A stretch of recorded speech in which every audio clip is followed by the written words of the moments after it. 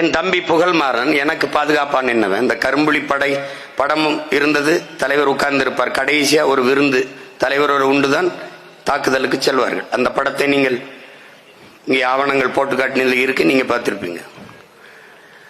அதுல புகழ்மாறன் இருக்கான். அவன் தான் எனக்கு பாதுகாப்புக்கு.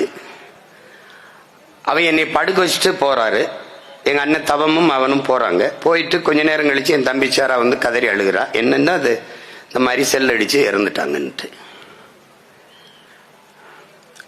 புகழ் வேற ஒரு பெண்ணை நேசிச்சிருப்பான்னு யாருக்கும் தெரியல. இப்ப எனக்கு வந்து உத்தரவு, அங்க இடத்துக்கு தம்பி அனுப்பிடக்கூடாது. அந்த தவம் உடைய இறுதி இடத்துக்கோ இங்கேயோ தம்பி போகக்கூடாதுங்கிறத உத்தரவு. அதை மீறி நான் வந்து ஒரு சும்மா ஒரு கையில மேல் கட்டி இது கட்டி தெரியாம வந்து நின்னுக்கிறேன். ஒரு ஓரத்துல போய் நிக்கிறேன். அப்ப புகழ் உடம்பு இருக்கும்போது ஒரு பெண் வந்து கதறி கதறி அழுகிறா. யாருன்னு எல்லாருக்கும் தெரியல. ரொம்ப நெருக்கமானவங்களுக்கு தெரியுது. புகழ் நேசிச்ச ஒரு பெண்ணு அந்த பொண்ணு புகழை நேசிச்சிருக்குன்னு தெரியல. அடக்கம் பண்ணியாச்சு. காலையில போய் சேர்ந்துட்டா ஏகத்துல. ஏன்? அவன் விட்டு விட்டு சென்ற கனவு அப்படியே இருக்கிறது.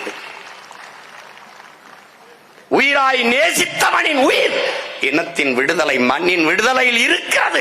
அதனால் அவர் உயிரை கொடுக்க தயாராகி வந்து நின்றுட்டார்.